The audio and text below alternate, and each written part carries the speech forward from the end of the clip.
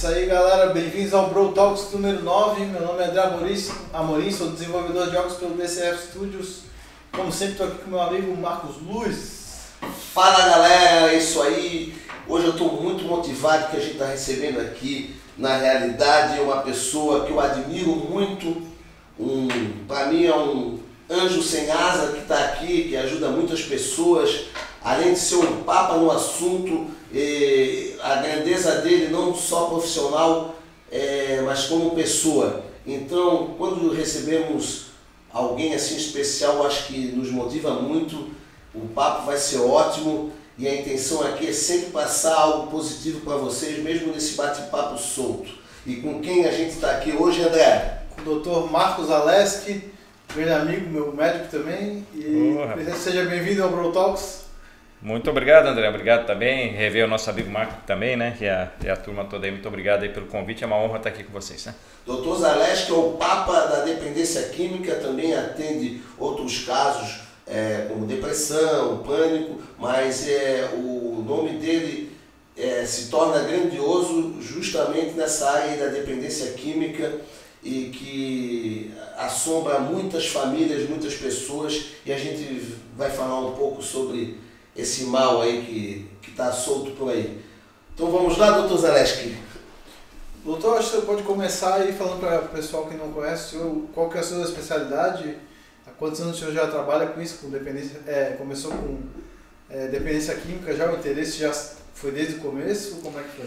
Olha, a minha história com a dependência química foi desde o início, realmente, né? Logo que eu comecei a trabalhar na psiquiatria, eu fui trabalhar no Instituto de Psiquiatria, antiga Colônia Santana, e na época a vaga que tinha disponível para o médico recém-chegado era justamente a emergência, que era mais difícil, e a dependência química, que ninguém queria trabalhar, né? Ninguém queria trabalhar.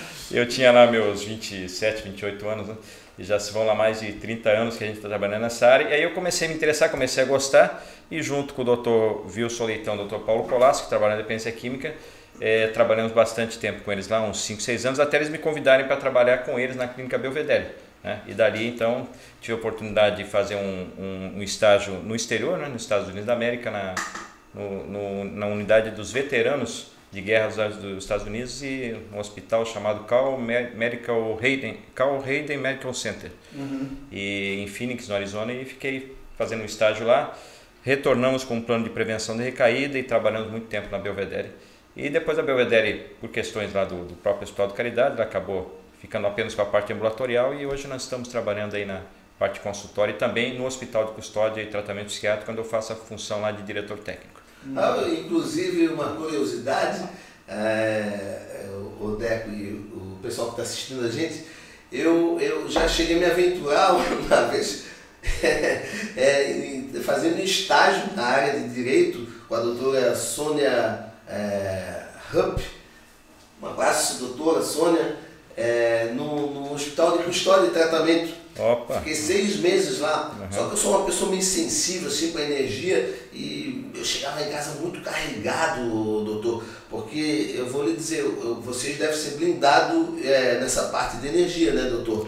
Porque, olha, eu chegava em casa às vezes chorando assim, de tanta carga que eu pegava lá no ambiente. Como é que é isso aí, doutor? Como que é tratar com pessoas que estão ao extremo? E tem muita gente até que liga a parte espiritual, tudo, né? Inclusive eu vi cenas assim que, vou dizer que a pessoa parece que estava até endemoniada. Doutor, como que é isso aí? Olha, realmente a psiquiatria ela é uma vocação, né? Eu acho que o médico que trabalha em psiquiatria ele tem que ter uma vocação para a área, porque senão ele realmente não suporta, haja vista que hoje em dia até tem muitos colegas profissionais jovens, né, que estão se formando em medicina, que querem fazer psiquiatria, tanto pelo mercado de trabalho como as técnicas de psiquiatria são bem mais elaboradas hoje do que eram antigamente, né? Mas realmente a carga emocional é muito grande, a gente tem que ter um preparo grande, a nível de terapia, de treinamento, de supervisão com colegas, né, para você atender bem os pacientes, para que você justamente não coloque a tua carga emocional, que um dia pode estar boa, outro dia pode não estar tão boa, em cima do paciente, né? Então a capacidade básica é a gente estabelecer uma relação empática com o paciente, ou seja, entender o problema dele, solidarizar com ele, mas sem sofrer junto com ele, que às vezes é muito difícil. Vez por outra a gente se emociona também, mas a maioria das vezes a gente tem que manter a calma, a tranquilidade, mesmo nas situações mais difíceis. E na dependência química mais ainda, né? Quando as chances de recuperação não são lá tão grandes. Isso, mas na realidade isso vem com o tempo, né, doutor? Eu acho que no começo, para ter sido mais difícil, né? No começo era mais difícil de fazer essa dissociação. Com certeza, né? A gente tem que se qualificar bastante, não só a experiência, né? Depois a questão de pós-graduação, mestrado, né? Que eu também fiz mestrado e doutorado também na área. Então essa questão da formação, na verdade é um misto do entendimento da tua vivência direta com o ser humano, né? Com a pessoa humana, junto com o aprendizado e a técnica que você desenvolve, né? Então hoje quando eu olho o paciente, ele está conversando, eu já estou meio que mapeando mais ou menos que quadro ele poderia ter, tentando fazer diagnóstico diferencial e vendo qual é a melhor... E esse mapeamento, com a sua experiência, o senhor pode dizer que é algo assim que segue um roteiro, é um pouco previsível, e já com tanta experiência que o senhor já consegue mapear quase todos os pacientes que o senhor trata? Olha, a maioria dos casos a gente tem uma ideia, né? Tem uma ideia geral, assim, claro, tem casos mais graves também, tem que ter uma certa humildade também, assim, no sentido de, olha, esse paciente não é para mim, né? Então, por exemplo, pacientes idosos, né? Pacientes idosos eu mesmo podendo tratar, eu prefiro até pela dificuldade que é para fazer um bom tratamento, caminhar para colegas que trabalham nessa área de demência e de problemas ligados à terceira idade, onde tem muitos medicamentos clínicos envolvidos também, né? Então, quando o paciente pede, a família tem uma certa relação com a gente, eu até atendo. Mas hoje eu procuro pacientes acima de 75, 80 anos com problemas psiquiátricos, né? Assim, ou 70 anos, às vezes, depende da gravidade. Eu procuro já encaminhar para a área de geriatria com psiquiatria, que alguns colegas trabalham nessa área. O senhor é mais focado mesmo na dependência química, né? Exatamente. Os transtornos psicóticos, quando eles são ligados às drogas, geralmente os colegas até me encaminham, né? Mas a esquizofrenia, bipolaridade, transtorno de humor, geralmente a gente acaba encaminhando para outros colegas. Eu acho que o grande desafio, o senhor e os médicos dessa área, doutor, eu acho que às vezes, eu acho que a maioria das vezes, é a questão familiar. Eu acho que a família até ter compreensão do que precisa levar ao médico e saber lidar com isso, que na realidade o senhor deve tratar não só o paciente, mas a família também, né? Porque tem muita família que deve se ausentar. Por exemplo, foge um pouco da dependência química, mas lá no hospital de custódia e tratamento, que são presos que são absolutamente incapazes dos seus atos, só podem sair de lá se tiver alguém da família para receber, acolher. E isso não acontece quase nunca. Onde a gente falava, é uma prisão perpétua. Como que é, doutor, o senhor trabalhar às vezes quase sozinho, independente, e essa questão familiar, como que é isso aí, doutor? Hoje a gente não, é muito bem colocado essa marca, porque essa questão da dependência química, você não consegue ver um tratamento hoje que não envolva tanto um profissional da área da psicologia, como profissionais da área até da atividade física, né, de profissionais de saúde de outras áreas, mas principalmente a terapia de família e envolvimento familiar, né? Porque o dependente, ele acaba, pelas complicações das drogas na vida do indivíduo, ele acaba gerando um problema na sua família. É uma doença também, um transtorno mental chamado codependência. Então a família fica codependente do paciente, adoece junto com ele, né? Então, se você não tratar a família, muitas vezes a família acaba atrapalhando o tratamento. Ela quer ajudar, mas ela acaba atrapalhando, ou superprotegendo, ou agredindo demais a pessoa sem entender o momento do paciente. E é muito importante é importante a família participar do tratamento, porque eles têm um dom de manipulação incrível, né? Até essa maneira. E não com uma má intenção, né? Mas assim, o pai, a mãe vai ter um peso, né? O irmão vai ter um peso. O colega já não vai ter um peso tão grande, né? Um amigo mais próximo talvez maior, mas a família talvez cometa esses erros de negligenciar e poder entrar, né? Conduzir de forma errada, mas não com uma má intenção, né? Por desconhecimento mesmo, né? Provavelmente. Mas se torna mais difícil, doutor, fazer o tratamento da pessoa sem alguém da família, alguém mais próximo? Com certeza, né? O maior problema que nós temos com os pacientes é quando a família ou abandona ou rejeita, né? Porque às vezes a questão da manipulação, né? Uma das características do dependente químico é justamente a capacidade de manipular. O que é isso? Ele tenta manter, geralmente o paciente ele sabe que está tendo problema, só que ele tenta manter a droga, mas também quer manter a família e as pessoas que ele ama, né? Então ele começa a jogar, né? Ele não quer que a droga saia da vida dele, então ele também não quer perder a família e começa a mentir, né? Olha, eu fui aqui e estou lá, né? eu estou fazendo isso, não estou, eu usei droga, a droga está ali na mochila do jovem, né? Coisa, não é do meu amigo, é emprestado, estou guardando para ele. Aquelas mentiras tradicionais que eles usam, né? E a família vai se cansando disso, né? No começo ela super protege, chega uma hora que ela cansa e acaba até abandonando. Então, se você não envolve a família ou se a família abandona, o tratamento é muito mais difícil, porque o paciente faz a mudança dele e às vezes a família sabota o tratamento. Às vezes a família sabota o próprio tratamento. Por exemplo, a gente sabe, vamos tentar manter uma situação que o paciente está em recuperação, mas ele não pode, nos primeiros 3 meses, é muito difícil ele se recuperar, não pode ter acesso a situações de risco, que a gente chama. Drogas, locais onde as drogas estão presentes. E aí, se a gente não orienta a família, a tia, a mãe, a avó, a irmã, o parente, a esposa, acaba facilitando, né? Dá dinheiro na hora errada, não faz os limites que precisa ter em casa e por aí fora. Doutor, agora sim, por tudo que eu já vi de perto, a minha grande indagação é o confronto da realidade, e agora vou entrar na questão das clínicas, porque eu vejo que na clínica existe todo o ideal para que ele não use droga. Então, até para deixar o público aqui mais informado, que eu acho que tem que ter um período mínimo na clínica, porque se não cumprir esse período, e é muito difícil cumprir esse período, não só eles, mas a família, que vai querer tirar o tempo todo, porque quando ele sair da clínica, primeiramente, se ele não tiver o apoio da família, e se ele não tiver feito a desintoxicação e novos hábitos, ele vai chegar aqui na rua e ele vai estar por si. Até eu digo assim, parece que é um mundo ideal estar lá dentro. Doutor, como que é esse confronto? Vida real e clínica. Existe um tempo realmente para ele sair para fora da vida real e ele andar com as pernas próprias? Como que é esse processo? Porque a primeira coisa que se fala, vou botar na clínica. Em que momento a gente deve botar na clínica? Sim. Bom, cada caso é um caso diferente do outro. É lógico que a primeira abordagem do paciente, se é um paciente que está disposto a fazer o tratamento, a gente sempre tenta colocar as opções de tratamento, né? A gente diz que as opções são várias, é como se a gente pudesse uma cesta à disposição do paciente, ele vai escolher a fruta A e a B para ver qual é a melhor, né? Então, geralmente a gente procura iniciar o tratamento, a não ser que haja risco de vida para si ou para familiares, é um caso mais grave, a gente tenta iniciar o tratamento em nível ambulatorial, ou seja, consultas, terapia, grupos de autoajuda, etc. E se faz um contrato com o paciente, contrato verbal com ele. Diz, olha, se a situação estiver andando bem, ótimo, né? Estiver tendo lapsos ou algumas dificuldades, recaídas, ele deve comunicar ao médico, comunicar à família. Se esses lapsos ou recaídas forem muito frequentes, o paciente estiver omitindo ou mentindo demais, né? Aí a gente tem que propor um limite para a família, porque a família está cansada também, o próprio paciente pode se colocar em risco, e aí a gente começa a considerar a questão da internação. Internação ela pode ser voluntária ou involuntária, né? Ou sob ordem judicial, né? Involuntária é a família e a internação vamos dizer, que é demandada pelo juiz, né? Aí uma internação para casos mais graves, onde tem alguma agressão à lei ou violência contra a família ou risco para a sociedade.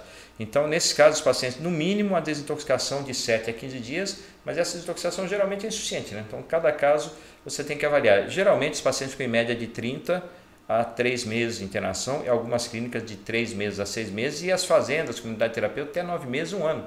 Tem casos de paciente nosso que já ficou 2, 3 anos internado pela gravidade da situação dele. E quando sai,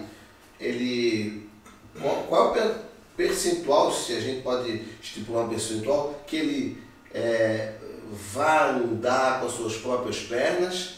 Existe uma expectativa muito positiva nesse sentido? Olha, existe sempre uma máxima, inclusive na Narcóticos Anônimos, nos grupos diz assim, 90 dias, 90 reuniões. Né? Então tem a máxima dos 90 dias, né? Tem a barreira, né, dos 90 dias. Então entre os 3 meses iniciais, 70% dos casos de recaída ocorrem nesse período.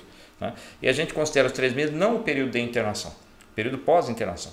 Tá? Porque a exposição às drogas na rua assim, é muito grande, né? Então o indivíduo tem muita pressão. Agora com a pandemia, até os novos usuários estão até sendo em menor número, os que já são usuários continuam tendo problemas, né? Mas os novos usuários em menor número que tem menos balada, menos exposição, o pessoal fica mais dentro de casa. A geração dos 14, 15 anos que estaria mais exposta ao álcool e às drogas está segurando um pouquinho, mas isso claro que assim que passar a pandemia isso vai voltar... Volta ao normal, que não é muito bom. Exatamente, volta àquele ritmo anterior. Então a questão da prevenção de recaída era muito forte nos 3 primeiros meses, e para andar com as próprias pernas mesmo, só depois de 9 meses, 1 ano, Então, eu sempre procuro dizer, o primeiro ano é para o paciente recuperar a saúde. Estudo, trabalho, festa, etc. Os hábitos, exatamente, mudança de hábitos, exatamente, mudança de hábitos, pessoas e lugares, né? Isso que o Marquinhos está falando e o senhor está respondendo me lembrou um experimento, eu não vou lembrar quem foi a pessoa que fez, mas talvez o senhor já tenha ouvido falar dos ratos na gaiola. Em uma gaiola tinha os ratinhos, o ratinho preso, com a água com droga e a água sem droga, né? E aí o rato, na maior parte das vezes, ia na droga. E pegaram um estudioso, isso aí tem uma TED Talk, a galera pode olhar no Google aí. Um estudioso pegou esse mesmo experimento e achou que estava faltando algo e fez uma ratolândia, né? Botou um monte de rato junto. O senhor já viu nessa... Sim. O senhor sabe o nome desse pesquisador? Eu não lembro. Mas o que importa é o resultado. E aí esses ratos que tinham interação, tinha lá a rodinha para ele brincar, tinha os ratos se reproduziam, então, e tinha lá a aguinha com droga e a aguinha sem droga. Os ratos ainda usavam um pouco da água com droga, mas muito menos, não tinha overdose, por exemplo, ou o número era muito inferior, porque eles tinham outras coisas a se entreter. Não é se entreter, eu acho que se conectar, né? Entrar em afinidade com familiares ou amigos ali, né, dos ratos e atividades, né? Acredito que para o ser humano seja algo, dá para transcrever para o ser humano, né? Assim, ó, com certeza. Como na saída da clínica, eu acho que, vindo para o que o Marcos falou, o cara vai conseguir se manter limpo, né? É se ligando emocionalmente a outras coisas, né? Com certeza. Outras atividades, né? A mudança de hábito. O próprio Alcoólicos Anônimos, eles dizem, evite pessoas, hábitos e lugares ativos e desenvolva novos hábitos, enquanto novas pessoas quer dizer, eles dizem só evite pessoas, hábitos e lugares, mas por tabela, por consequência, tem que buscar novos hábitos, novas pessoas e novas situações ligadas às situações agradáveis, né? Na linguagem farmacológica do sistema nervoso central, a gente costuma dizer, os neurocientistas, assim, o ser humano, os animais também, a gente não gosta da droga A, B ou C, a gente gosta de alguma coisa que libere uma substância dentro do cérebro chamada dopamina, né? Então não é à toa que todas as substâncias que liberam dopamina são aquelas que dão problema, né? A não ser algumas delas que são muito fraquinhas, né? A gente conversava um pouquinho antes oferecendo uma xícara de café aqui, né? Que é muito difícil a pessoa, embora tenha alguns dependentes de café também, assim, com problemas, né? Eu sou um dependente de café. Assim, mas se não tem problema para a vida, tá ótimo, né? Então algumas pessoas que tomam muitas, 10, 12 xícaras desse tamanho aqui por dia, aí talvez tenha algum tipo de problema, né? Mas aquele cafezinho de vez em quando, algumas xícaras de café, não tem problema.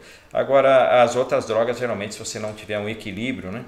Em algumas coisas, inclusive a própria bebida alcoólica que se fala assim que são só alcoólatra que tem problema, não. Muita gente que não é alcoólatra tem problema com álcool, né? Bebedor abusivo, aquele camarada que se passa numa festa, né? Ou que tem um problema, está tratando a sua depressão à base de álcool, esse indivíduo também tem problemas. Ou seja, a grande dificuldade é você manter o equilíbrio dentro do sistema nervoso sem precisar obter demais a substânciazinha que realmente vicia, que é a tal da dopamina. Agora uma coisa que pesa muito nisso daí, né, doutor, é a questão da predisposição, né? Falando de café, vai que vão botar dois jovens aí, um experimenta, por exemplo, a cocaína. Um vai bater e vai amar, isso digo em questão química, né? E o outro vai rejeitar. Isso pesa muito, doutor? Com certeza, né? Tem, no caso do álcool tem 4 ou 5 genes aí que estão envolvidos, no caso das drogas não se sabe exatamente, né? Mas as pessoas têm uma tendência, como a gente tem as famílias, né? A família nasce com habilidade para música, né? Com habilidade X, Y, né? Também com tendências, resistência maior, tendência maior ao equilíbrio ou ao desequilíbrio, né? Então, como a droga libera uma substância que realmente dá muita sensação agradável, quanto mais sob pressão essa pessoa tiver, mais ansiosa ou mais tendência familiar ela tenha, mais ela tem a chance de, na primeira dose, logo começar a se encantar com a substância. É claro que mesmo aquelas pessoas que têm uma genética favorável, se elas insistirem no uso, elas também vão ter problemas, né? Então não é uma exclusividade de que tem problemas familiares ou genéticos, mas que tem uma tendência familiar para as drogas, em alguns casos sim. Mas o senhor falou em familiar, eu acho que outra coisa que deve pesar muito, e eu vejo isso aí já na prática, é a questão do alicerce familiar, né? Alicerce familiar forte, uma família, não digo sem problema, toda família tem problema, mas com padrões, eu acho que se torna mais difícil ou não, doutor? Olha, são muitas variáveis que tem na história, assim. Você vê às vezes famílias muito equilibradas, com jovens assim, super equilibrados, com uma tendência de uma educação até os 12, 14 anos muito tranquila, que de repente o indivíduo vai numa festa e acaba viciando nas drogas. Agora é claro que se ele tem uma vida com mais tensão, coisas relacionadas à superproteção e à rejeição ou à violência, ele vai ser um jovem mais instável emocionalmente. Aí a droga vai se encaixar como remédio na vida dele. Né? Então a tendência é ele se agarrar mais às drogas do que aquele indivíduo que é bem tranquilinho. E lógico, né? Hábitos saudáveis, né? Por exemplo, quais são os antídotos ou coisas que... Antídoto não existe, mas o que dificulta um jovem a enveredar pelo mundo das drogas? Além do equilíbrio familiar, do afeto, do carinho, com limites, né, que é importante saber, com limites, a prática de esporte, né, principalmente esporte de competição, e hábitos também ligados a culturas religiosas. Né? Então as famílias religiosas realmente têm uma tendência menor ao envolvimento com álcool e drogas do que a população. Eu falo isso até pelo respeito, né, aos pais, né? Sim. E dá aquele desgosto aos pais. Eu acho que quando a gente vê o pai e a mãe com aquela figura, aquela imagem forte na nossa vida, eu não vou querer decepcionar meu pai.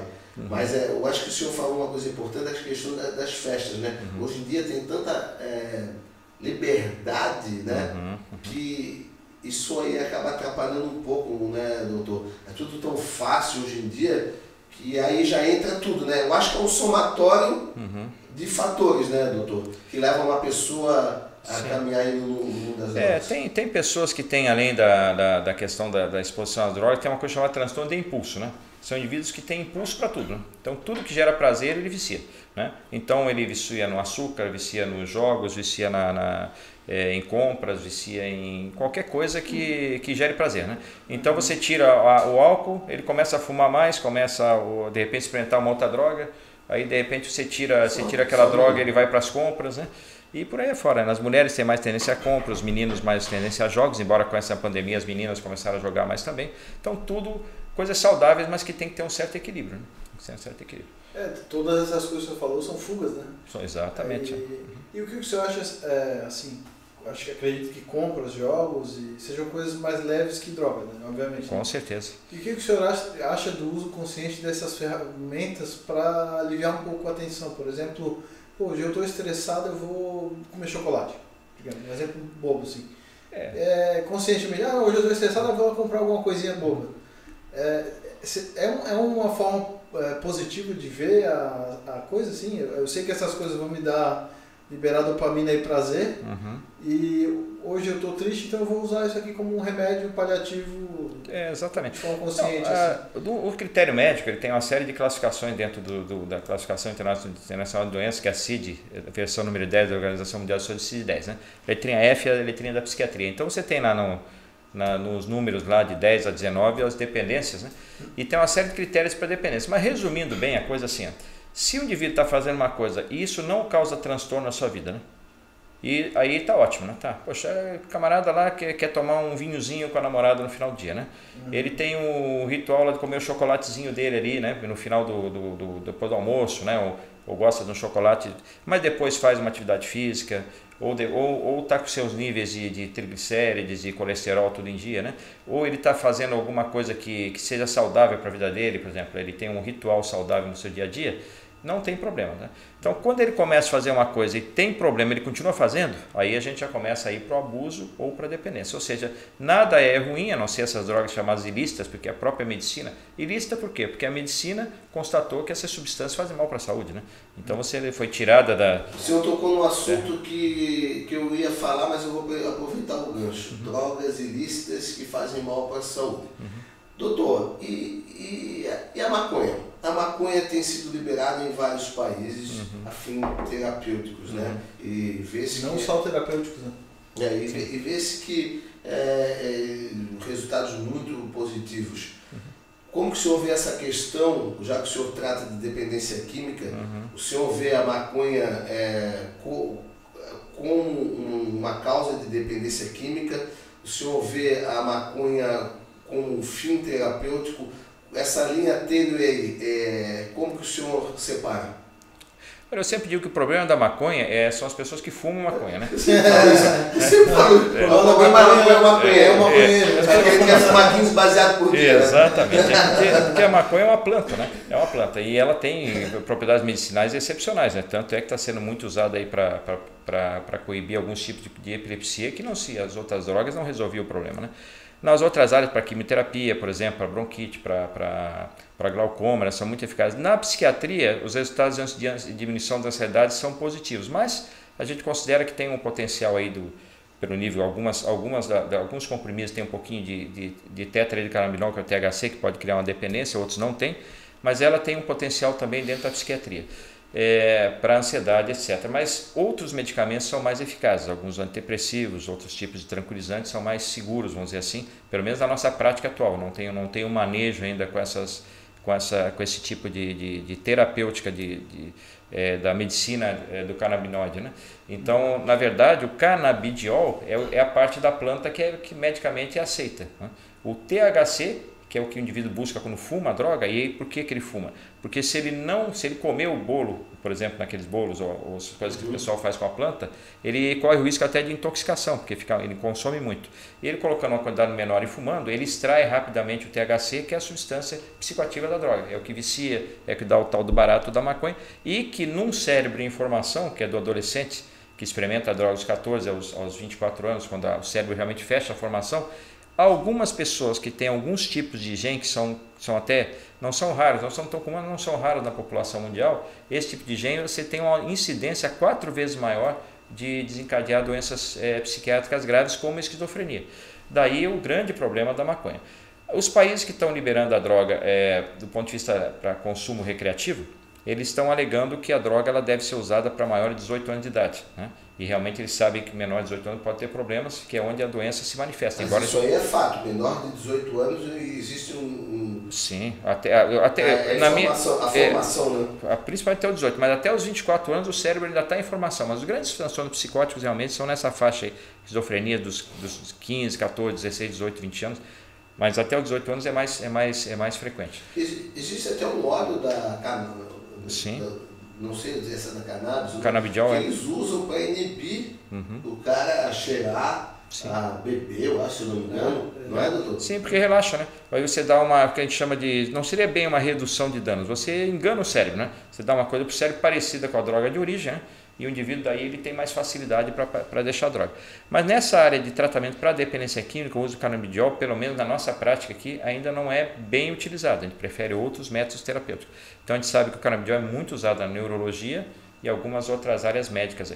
Inclusive já era bem usado antes, no século XIX, se a gente vai ver assim, coisas sobre a história da cannabis. A cannabis era usada para uma série de substâncias, para uma série de problemas médicos, né?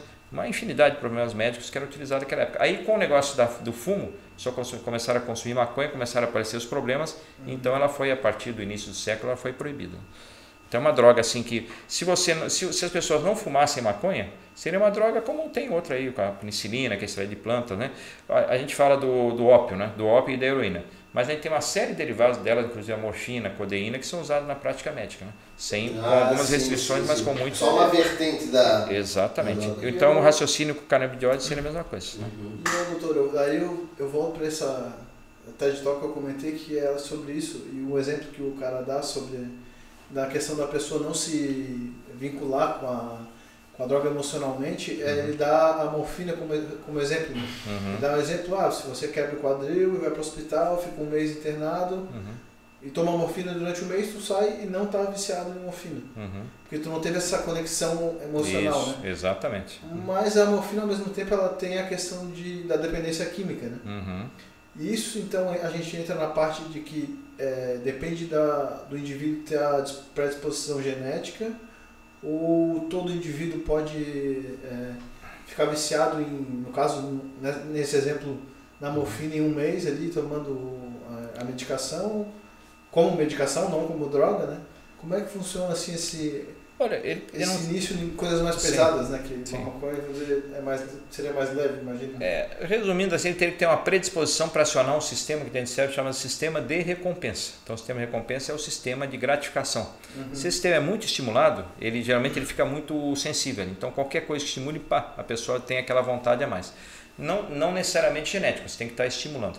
Então, um comedor compulsivo, um indivíduo que joga muito, né, ele pode ficar mais viciado em morfina ou em álcool do que uma pessoa normal. Né? Tá, porque ele já está disposto a receber doses altas de dopamina. De dopamina, exatamente. É aquela relação que o senhor me explicou uma vez no consultório de adrenalina e dopamina. Isso, né? Isso é uma relação simplificada de toda a química, né? Exatamente. Mas é basicamente isso, né? Porque a adrenalina, resumindo, é uma coisa muito complexa, mas quando eu explico para os pacientes assim, o sistema de busca do cérebro, ele tem uma série de neurotransmissores envolvidos, mas a gente resume para o paciente entender um pouquinho assim, a adrenalina como sendo o principal sistema de busca. Então a adrenalina faz o indivíduo, no mundo animal primitivo, nós temos isso dentro da gente, embora a gente tenha inteligência, espiritualidade, o desenvolvimento, a cultura, a sociedade, tudo, mas aquela parte primitivazinha continua lá. Então a adrenalina no mundo animal, ela aumenta só em 3 situações: fome, luta e sexo.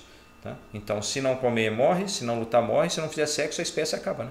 Tá? Então fica a dica aí pro pessoal aí, ó, procura um pouco mais de luta aí, cara. Vocês que estão na disposição aí para fazer uso de alguma droga, porra, então faz uma coisa que vai fazer bem, né? Exatamente. Vai cuidar do corpo, da mente.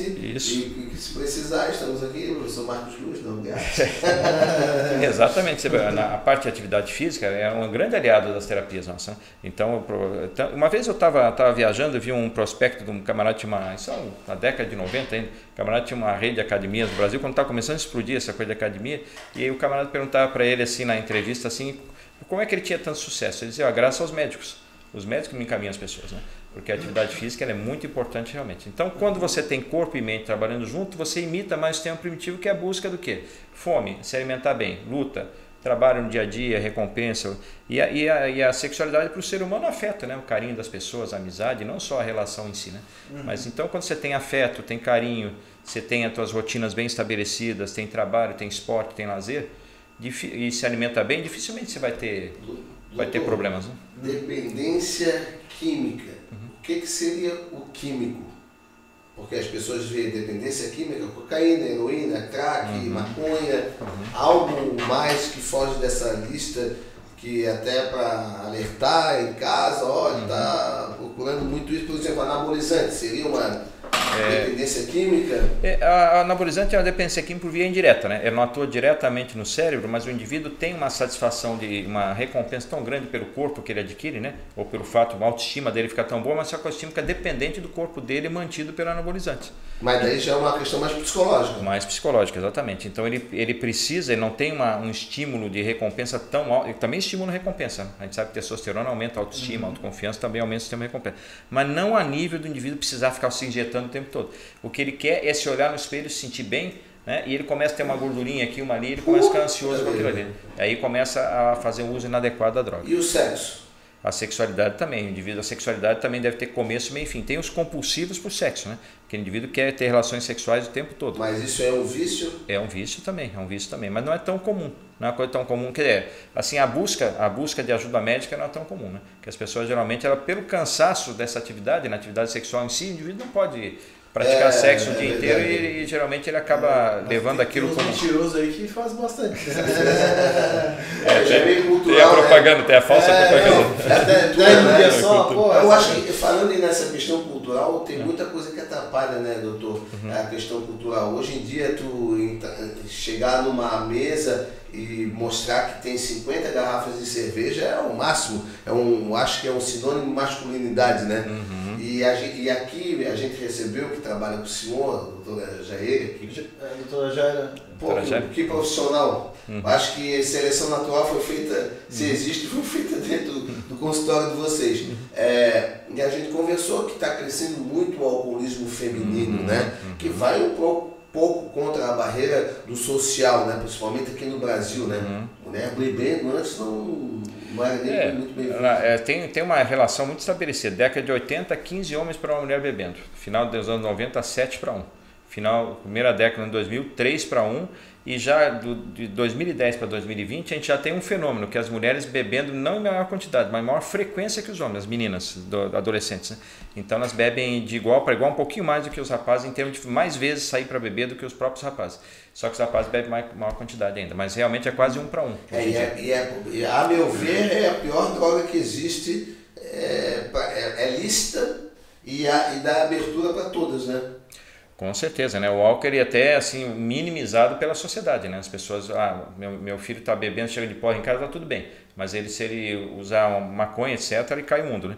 Não que seja bom usar maconha, usar outras drogas, claro que não. O senhor só está fazendo comparativo. Que na verdade deveriam ter essa preocupação que se tem com as drogas ilícitas, mas também tem uma preocupação maior com o álcool, principalmente no adolescente, né? Porque o álcool realmente ele causa 60% dos acidentes de trânsito por álcool, 50% da violência doméstica é por causa de bebida alcoólica, né? Cirrose hepática, uma série de doenças. Qual a diferença do efeito na cabeça da bebida e da cocaína? São drogas diferentes, né? O álcool, por exemplo, a droga absorvida chama-se etanol. Você bebe o álcool, ele é quebrado até o etanol entra no cérebro. O etanol é uma droga chamada bifásica. Ela primeiro dá o que a cocaína dá, que é a liberação de dopamina, e depois libera uma substância chamada GABA, que acalma o indivíduo, que é o que os calmantes fazem, né? Então ele tem um pouquinho de dopamina e tem um predomínio do sistema de relaxamento. Então ele tem que tomar o gole seguinte para manter o hábito. Por isso que eu ia falar, por isso que o cara vai enxugando direto. Exatamente, é sempre mais um golinho, mais a cerveja, né? Que aquela coisa. Dá o pico e depois a depressão, né? Exatamente. Já a cocaína não, ela já direto ela já acelera o cérebro como um todo, né? E quando cai forte. E quando cai forte. Então ele tem um efeito dopaminérgico junto com a adrenalina, ele acelera tudo, né? O que dá o vício é a dopamina, mas a agitação toda é por uma série de neurotransmissores alterados. Depois cai e o cérebro despenca, né? Aí tem aquele período de hipersonia, de descanso, de sonolência e tal, né? Às vezes o indivíduo usuário de álcool não consegue ficar um dia, 2 usando a cocaína, ele pode fazer uma corrida de 2, 3 dias usando cocaína e nem saber que passou 2, 3 dias, né? O camarada começa a usar sexta-feira, chega segunda de manhã e nem sabe que é segunda-feira, né? Tamanho o envolvimento dopaminérgico da situação ali. E essa pandemia aí, doutor? Como está seu consultório? Olha, a psiquiatria realmente foi vamos dizer assim, é o lado positivo, né, que a gente pode ajudar mais pessoas, mas o lado negativo é que as pessoas adoeceram muito mais, né? Tem mais suicídios, tem mais depressão, tem mais ansiedade, mais pânico. Porque, é que eu digo, a síndrome da pandemia, né? É os indivíduos com medo da morte, né, ou de si ou dos parentes, os indivíduos que tinham o seu sistema de vida equilibrado, porque as coisas que eles faziam deixavam eles bem, eles ficaram tudo trancados em casa. Aí o vovô que não pode ver o neto, né, o indivíduo fazia atividade física, trancaram as academias e por aí afora, né? E o pessoal que perdeu emprego, né? Então aumentou bastante a procura pela psiquiatria, tanto que esse ano já não tem mais horário para atender paciente, estou até preocupado que não tem, até janeiro não tem mais... O uso de droga aumentou então? O uso de droga, curiosamente, para os pacientes dependentes manteve, o pessoal controlou. Os novos pacientes não, tem uma curiosidade, né? O que aumentou foi o consumo de álcool. O consumo de álcool aumentou bastante. O álcool ele tem fácil acesso, né? O pessoal manda entregar em casa. Entregar em casa. E como o álcool, geralmente as pessoas já bebem nas suas casas mesmo, os filhos bebem junto com os pais muitas vezes, né? Então os novos usuários dos 14, 15 anos que teriam a sua inserção no mundo das drogas através de balada, de amigos, de escola, de festa, eles ficaram em casa. Então eles estão assim fazendo coisas mais saudáveis, vamos dizer assim, né? Estão tendo as aulas, estão aprendendo, estão jogando, né? Que é a área de vocês, vocês gostam, que é uma coisa positiva, videogame. Não use drogas, jogue videogame. Mas não muito, também o videogame já é reconhecido pela Organização Mundial da Saúde, o vício, né? É um vício, mas é da mesma forma que é um vício, também tem a parte assim, de aumento na questão do raciocínio matemático, né? Sim. Na questão física, matemática e concentração, tem muita habilidade manual, né? E assim, a resposta do pensamento lógico também, né? Assim, o lógico aumenta bastante, né? Mas não vamos usar isso aí, né, gurizada, como motivo para ficar jogando 14 horas por dia, né? Porque eu acho que o equilíbrio é a questão de tudo, né? Exatamente. Então, no Colorado, que foi liberado a maconha, o padrão de consumo de maconha hoje é maior do que o padrão de cigarro, mas também está sendo equilibrado e passado pelos videogames. As pessoas estão preferindo jogar videogame com maconha, que é uma coisa positiva, né? Agora, é claro que o vício exagerado também não. Tem que manter as rotinas diárias de estudo, trabalho, etc. Alguns fumam maconha e jogam videogame. E junto aí, aí quando são adolescentes, quando são adultos, a gente chama de kidults, né? Kidults é a criança adulta, né? Que tem esse padrão de funcionamento. O Marquinhos falou, a maconha deixa o cara que continua fumando depois da vida adulta ali infantilizado, né? Você vê, é uma coisa simples. A criança, por exemplo, como é que é a criança no mundo animal, né? Os filhotinhos, as brincadeiras dos filhotinhos têm a ver com as técnicas de sobrevivência deles, né? Eles brincam com caça, com corrida, um correntador, tal, que tem a ver com a caça ou com a defesa. O ser humano aprende as coisas na infância, a menina com a bonequinha, os rapazes com bola, etc. Vão treinando as suas habilidades, os próprios jogos, videogame. O indivíduo, quando fuma maconha, ele deixa de aprender, porque a maconha dá um conforto tão grande para o cérebro do indivíduo que o cérebro passa a correr meio que em paralelo. Os cientistas, assim, é como se tivesse um bichinho dentro da gente, né? Tivesse um cantinho ali que tem um ratinho que ele quer a comidinha dele e o dono dele, que é o cérebro, que é a pessoa, fica ali. Então ele passa a não ter mais aprendizado, experiências que ele pudesse aprender, não passa a lidar com a dor, com a frustração de uma nota baixa na escola, com a perda do namoro, etc. Porque ele perdeu o namoro, fumou baseado, está tudo resolvido. Então ele não namora, não viu o que errou na vida dele, a nota foi baixa, ele não vai estudar mais. O trabalho dele, que era um trabalho que ele gostaria de fazer, muitas vezes, no caso do dependente, principalmente, né, aquele usuário eventual, até não tem tanto problema. Mas o dependente, principalmente o adolescente, ele não consegue fazer a transição para a vida adulta. Né? Então, ele realmente, a maconha, ela meio que paralisa o indivíduo. Que idade seria mais ou menos assim, que teria que ter esse rompimento? Existe alguma faixa etária? Até 24, né?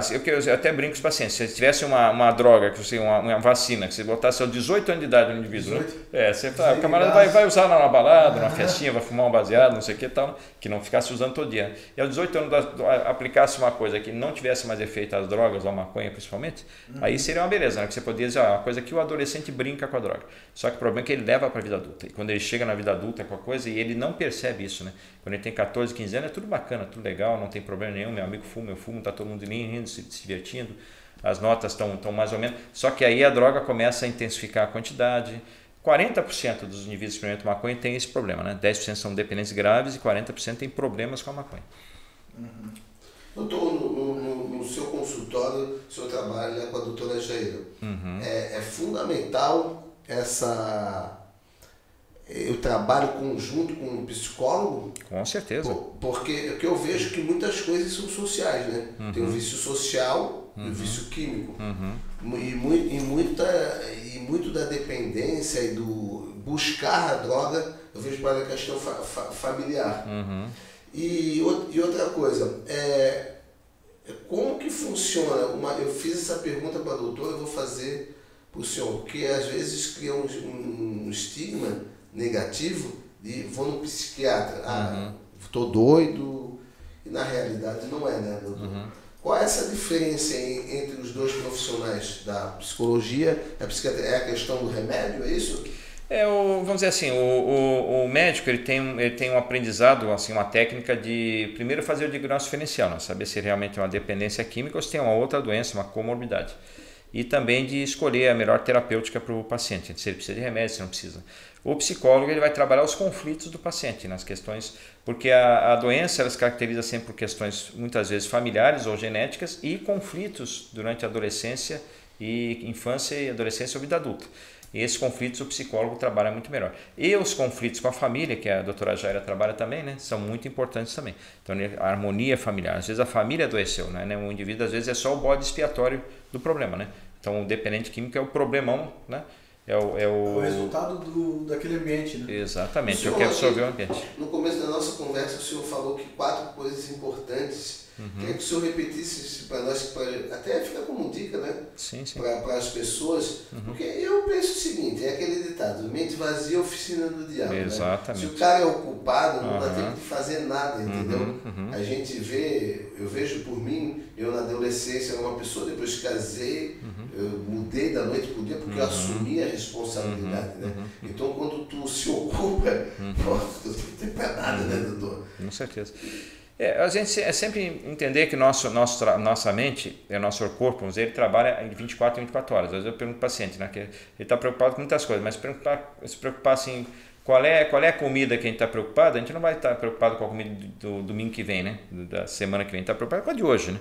Então o nosso corpo ele precisa trabalhar de 24 em 24 horas. Então, para que a gente tenha equilíbrio, 5 coisas são necessárias, 4 e mais uma escolha prazerosa durante o dia. Dormir bem, se alimentar bem, fazer atividade física, isso é fundamental, né? Faz uma grande diferença na vida das pessoas. Diálogo, conversa, né? A gente vê adolescente que tem diálogo em casa, dificilmente ele vai para o consultório psiquiátrico. A família conversa, dialoga, senta para conversar. geralmente são muito equilibradas. E pelo menos uma vez por dia ter uma coisa agradável para fazer, né? Que não seja sempre a mesma coisa, né? Então eu gosto de ver a minha série de TV, né? Eu gosto de jogar meu jogo, né? Não, aquilo tem que ser, pode fazer todo dia, mas cada dia tem que ter uma coisa diferente, né? Como eu digo, você vai para um lugar para as férias, né? Você vai ver um monumento numa cidade, o monumento mais importante da cidade, você não vai todo dia ver aquele monumento, né? Você vai uma vez só, depois você... Então a gente essa conversa que o senhor falou vale por WhatsApp? Vale para o WhatsApp também, exatamente, né? O WhatsApp também, ele tem que ser uma coisa que não interfira na sua rotina de vida, né? Tem que ter a hora do WhatsApp, tem que ter a hora do jogo, a hora da alimentação. Doutor, o senhor falou em conversa. A gente está num mundo que, tá muito difícil de se ver alguém conversando, dar um conselho. Porque eu falei do WhatsApp, tudo manda pro WhatsApp. Às vezes o cara está em casa, manda o WhatsApp pro filho que está lá no quarto. Exatamente. Mas às vezes eu vejo o lado positivo também, sabia? Às vezes eu quero falar um negócio pro meu filho, só para ele. Eu mando lá no WhatsApp para ele ler, eu sei que ele vai ler. Às vezes ele tem até vergonha de encarar, de olhar, até o pai tem vergonha. Eu acho que tem que se saber usar a ferramenta, aquela coisa do equilíbrio, né? É como eu comparo assim como na medicina. A medicina tem um exame complementar, né? O exame complementar é o raio-x, é a tomografia, esse é complementar. Nada dispensa uma boa conversa com o paciente, anamnese, olhar o paciente, tocar, examinar, no caso da psiquiatria nem tanto, mas outras áreas, né? Então, por exemplo, a gente está tendo uma conversa aqui, pessoal, muito mais agradável do que outras lives, né? Que eu fiz aí, que você está em casa, ainda semana passada, semana passada na live eu fico falando para mim mesmo, né? As pessoas do outro lado lá não... É complicado, é um instrumento, claro, mas tem que ser um complemento. Então isso não pode substituir o diálogo na casa. Se uma casa tem bastante diálogo, tem conversa, ótimo, usa isso como complemento, mas isso não pode substituir, né? Dois namorados preferem ficar conversando no WhatsApp em vez de se encontrar, não tem sentido, né? A gente vê o pessoal jantando, cada namorado com o celular na mão, né? Exatamente. Ou famílias, às vezes acontece lá em casa, vai o pessoal visitar a avó, que eu tô morando com ela lá nos igrejas no sítio, né? Por causa da pandemia, ela tá isolada. Aí vai a minha mãe, minha irmã, todo mundo no WhatsApp falando, vocês vieram pra cá pra jogar no celular, vão pra casa. Isso eu acho que é um fenômeno comum quando tem uma tecnologia nova, né? Aí você tem que experimentar e ver as vantagens e consequências da coisa para depois estabilizando, né? Então hoje eu acho que talvez essa nova geração que está surgindo agora vai usar muito melhor esses instrumentos do que a geração anterior. O problema é que ele foi desenvolvido para que a pessoa ficasse independente, né? Esse é um problema. Eu não sei se foi uma coisa que foi sem querer e aí se aproveitaram dela. Porque ele dá um pico de prazer quando tu vê que tem mensagem, né? Sim. Que é a tal da dopamina liberada. E o like ativação, também, né? Sim, a curtida, né? Curtida também. Tanto que pessoas ficam deprimidas. Tirou, né? O Instagram tirou a curtida, né? Tirou, exatamente. Tirou porque as pessoas ficavam... a quantidade de curtidas, né? A pessoa ficava frustrada, né? Então, pessoas que brigam. Ainda há pouco, ainda estava atendendo uma paciente minha muito chateada com uma situação que ela viu do Instagram e tal. Então, as pessoas ficam chateadas como se fosse uma coisa, realmente uma ofensa pessoal, né? E é tal importância dessas coisas que tem na vida das pessoas, né? Sim, Então, realmente tem que ser usado com moderação. Não pode substituir a boa conversa, o bom contato pessoal. No WhatsApp tem uma coisa curiosa, grupos de WhatsApp, né? Esse ano, no começo do ano, eu saí de todos.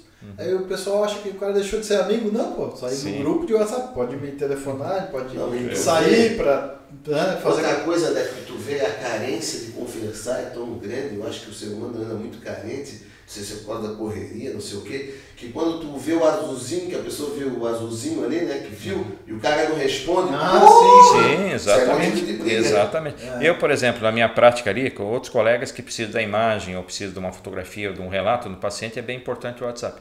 Na nossa área, que é conversar, né? Eu desativei o WhatsApp porque faz uns 3 anos já, porque eu prefiro que o paciente me ligue, eu respondo a ligação para ele, que eu pela voz. Sentir tom da voz. Exatamente. Tudo, né? Porque e além disso, não tem essa coisa de o paciente ele fica no WhatsApp esperando que o médico responda ele. Aí você entrou para atender um outro paciente ou uma coisa familiar, aí o paciente já fica ali, o médico não está me falando comigo, né? Isso é um problema que a gente tinha também, que todo mundo trabalha remoto, né? E aí, às vezes eu entrava para conversar sobre o trabalho e vinha um amigo conversar. Aí a gente separou, foi para outro sistema, porque para separar... A vida, até na hora de lazer, não misturar também. Exatamente. Que é muito importante também, né? Ter começo, meio e fim, né? Tudo importante, ter começo, meio e fim, senão você não funciona bem. O senhor vem de 3 décadas de trabalho. Muitas coisas mudaram ao decorrer da evolução da sociedade. Com certeza. Como que o senhor vê a mudança da psique humana nisso aí? Olha, a gente vê assim de uma forma até negativa pelo aumento do volume de pessoas procurando tratamento, né? Porque a psiquiatria antes você tinha, por exemplo, aqui em Florianópolis, quando eu comecei, no estado inteiro, a gente tinha, se não me engano, 90 ou 100 psiquiatras no estado todo, né? Hoje eu não sei número, mas seguramente em Florianópolis a gente tem mais de 100. Né? Então, e muitos jovens querendo fazer psiquiatria por uma questão de mercado mesmo, né? A procura pelo ambiente psiquiátrico, assim. Muitas pessoas consultando em postos de saúde, esse receituário de medicamentos controlados, né? Em postinho de saúde disparado é o mais prescrito, né? Porque as pessoas estão realmente necessitando de algum tipo de apoio por uma mudança, muita informação e muita pressão hoje. E a né? pessoa não acaba se viciando no remédio, doutor? Não é uma grande, dependência química. Como que é tratar uma dependência química de algo que o senhor receita? Exato. Isso deve ser muito louco. É muito difícil. A gente, inclusive, na nossa área, como a gente já trabalha com dependência química, geralmente a gente costuma dizer que os nossos pacientes a gente procura ter começo, meio e fim na prescrição dos benzodiazepínicos também, que são os faixa preta, né? Tem um desmame e tudo, exatamente. Né? 3 meses, 6 meses, 1 ano. Nos idosos, eu não tenho muito idoso, mas idosos, mas está com 80 e poucos anos, toma lá o seu diazepam, seu lorazepam, você não vai tirar dele também, né? A pessoa já está ali naquela vida ali que é difícil tirar. Mas um jovem... Geralmente eles tomam para dormir, né? Minha avó tomou para dormir. Exatamente. E não é para isso, na verdade. Fácil, eu falo para a avó, não é para isso. Cara, se puxasse um outro assunto aí que estava engatilhado, ainda bem que tu falou. Assim, ela tem 93 anos também, então... aí você tem que usar o bom senso, porque no comecinho aquela coisa da experiência. No comecinho tinha um lorazepam, um diazepam no paciente idoso, eu tirava. Pode afetar a memória, pode dar depressão respiratória. Aí você tira, o indivíduo fica desesperado porque ele não tem o que fazer na vida dele, né? Sim. Ele tem poucos recursos. Agora, para um jovem, não. Ele tem que aprender a lidar com os problemas, a dormir, fazer a higiene do sono, substituir por um remédio natural. Eu digo sempre que a medicação, embora a gente prescreva com muita frequência, os primeiros itens são justamente aqueles de qualidade de vida, né? Exercício, motivação, etc. Às vezes, quando está muito deprimido, você precisa de um antidepressivo para dar aquele start, né? Mas o tranquilizante mesmo a gente deixa para situações específicas. Mas de qualquer forma, até o senhor já me falou, a medicação é a metade do caminho, né? É metade do caminho. O restante é com o paciente, exatamente. Né? No esporte, e no meu caso ali, que é pânico, é o enfrentamento da situação. Exatamente. Terapia. O remédio é só um suporte técnico. Exatamente, assim. É metade. Em alguns casos até 1/3, né? Porque daí tem a parte de terapia, a parte de motivação. O paciente tem que querer mudar, né? Se não quiser mudar, o senhor falou, tem que querer mudar. O senhor chegou bem na palavra que eu queria. Por que eu conheço gente que já foi ao fundo do poço, no fundo do poço, por exemplo, na cocaína, e teve gente que chegou próximo ao fundo, mas esse do fundo saiu, porque ele quis. Outro até quer, mas não consegue. Por que isso, doutor? É a psique, é a química, o que é? Isso é uma coisa que eu acho que a gente não tem como explicar na verdade. Porque a gente sabe que é a relação entre dor e prazer, né? Quando a dor supera o prazer, aí ele geralmente busca ajuda. Mas algumas pessoas, mesmo com a dor, mesmo perdendo tudo, aí eles se entregam de vez, né? Tá bom, já perdi tudo mesmo, eu vou... Aí abraça a pessoa, eu vou morrer usando droga. Tem paciente que pensa, infelizmente, o crack é muito difícil. Mas será que o objetivo, algo forte como um filho, como uma família, isso não pesa? Porque eu já conheci gente que negou a família por causa do uso da cocaína. Sem dúvida. É relativamente comum, né? Quer dizer que o amor, então esse amor não é forte. Posso dizer, a cocaína é muito mais forte. Mas é isso que eu fico na minha cabeça. Pô, então isso é o demônio. Eu digo que cocaína é o diabo em pó, né? Porque ele tira as melhores coisas que tu tem na vida, é sono, vontade de fazer amor e de dormir. Mas por que isso, doutor? Ele é como se o cérebro do indivíduo é uma doença muito grave, na verdade. É como se o cérebro do indivíduo começasse a correr em paralelo, né? Ele obedece como se tivesse um vírus, na verdade, né? Porque o estímulo de dopamina no cérebro é muito maior que qualquer coisa, né? Então o indivíduo, ou ele pelo sofrimento que ele provoca na vida dele, ele consegue se desintoxicando, ver a vida como ela tem que ser, né? Mas o lado ruim da droga é quando ele começa a ver o dia seguinte da droga e começa a se tratar. Alguns pacientes não conseguem, eles só conseguem ver que a droga dá aquela coisa que a anestesia tira dos problemas da vida dele. E aí, se o filho está sozinho, se a mulher está sozinha, se a conta bancária está estourada, se foi demitido, aquilo tudo passa a ficar em segundo plano e destrói, né? O usuário de crack, muitas vezes. Né? Se ele é um usuário de crack, por exemplo, a gente faz laudos lá no hospital de custódia, eles cometem muitos crimes e tal, né? A gente vai conversar com alguns deles, o camarada diz para nós assim: doutor, não vejo a hora de sair. Sim, mas vamos regenerar, vamos tentar uma vida nova? Não, vou voltar para a rua. tá para rua. Aquela droga que é vida. Não estou nem aí para a sociedade. Então o camarada estava desdentado, magro, raquítico, com tuberculose, com HIV e tudo, mas continua usando droga. Esse ligou, foi-se para a vida dele. Exatamente, ele só quer aquele prazer, ele ficou escravo, adicção, né? Ela vem da palavra latina que é escravidão, né? Adictos eram os escravos das galeras romanas, né? Aqueles escravos que ficavam remando lá nas galeras romanas até a morte. Então a adicção é uma escravidão mesmo. A pessoa não, quando ele não consegue ter uns 3 meses, 6 meses longe da droga para poder ver a vida como ela é de novo, aí ele se assusta, né? A gente tem nossos pacientes de recuperação lá que 2, 3, 4 anos, você fala em droga, eles passam mal, né? Dá mal-estar no estômago, porque eles lembram da tragédia que era a vida deles. E até o próprio, o Marcos mencionou aí um exemplo, a sequência de eventos, né, negativos, sei lá, conta bancária ficou zerada, o motivo o cara é voltar para a droga para fugir, né? Exatamente, ele vê a vida uma desgraça tão grande na vida dele que ele pensa em morrer, né? Aí antes de morrer, alguns até usam a droga para induzir a morte, né? E doutor, é um suicídio silencioso. Silencioso, exatamente. É óbvio que o que eu vou falar na minha cabeça, entendeu? Mas às vezes assim até eu já convivi com pessoas, tentei ajudar amigos próximos. Às vezes dá vontade de pegar e trancar o cara mesmo, prende o cara, meu irmão. Os tratamentos, antigamente tinha tratamentos de, não choque, mas tinha tratamentos que eram efetivos, foi banido porque não é efetivo. O que é efetivo afinal? Assim, os tratamentos antes eles praticamente não existiam, né? Você trancava a pessoa, no comecinho até no próprio álcool, né?